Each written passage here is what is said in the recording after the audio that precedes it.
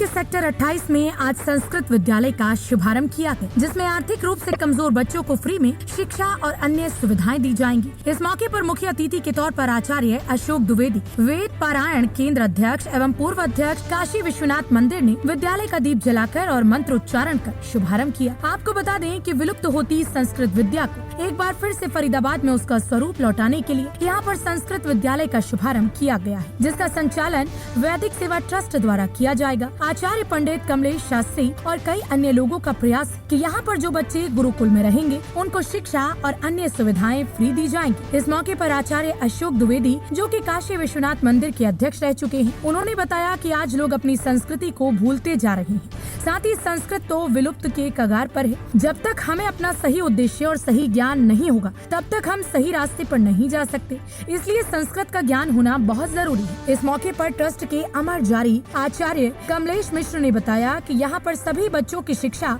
बिल्कुल फ्री रहेगी और समय समय पर उनको अन्य जरूरत का सामान भी दिया जाएगा। माँ नीलम संस्कृत विद्यालय जो मैं खोलने जा रहा हूँ, इसको अक्टूबर में मेरी क्लासों का आरंभ होएगा। तो मैं जो सनातन धर्म का जो हमारा पतन हो रहा है, उस पतन को एक रोकने का हम लोगों ने सभी लोगों ने एक संकल्प किया है कि ये पतन किसी तरह से सनातन धर्म का रुक जाए।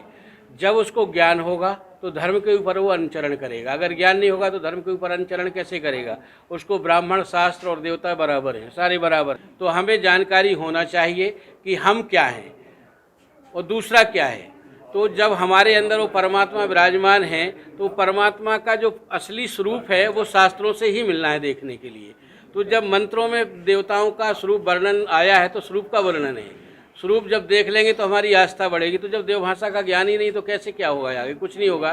तो मैंने एक संकल्प लिया, मेरे एक मित्र आए हुए हैं फरीदाबाद से, अद्भुत शक्तिपीठ से आए हुए हैं, इन्होंने भी एक संस्कृत विद्यालय डाला हुआ है, लक्ष्मी नारायण महंत लक्ष्मी नारायण जी ने। तो इन्होंने मेरे से 4-5 साल पूर्व डाला, पड़ गए मेरे घर में, तो ये भी खुशी की और विद्वान ये आशीर्वाद दे। हमारे अभिन्न मित्र आचार्य पंडित कमलेश जी से मेरा एक बहुत पुराना संबंध है, वाराणसी से, और इनसे हमारा एक नैसर्गिक प्रेम है।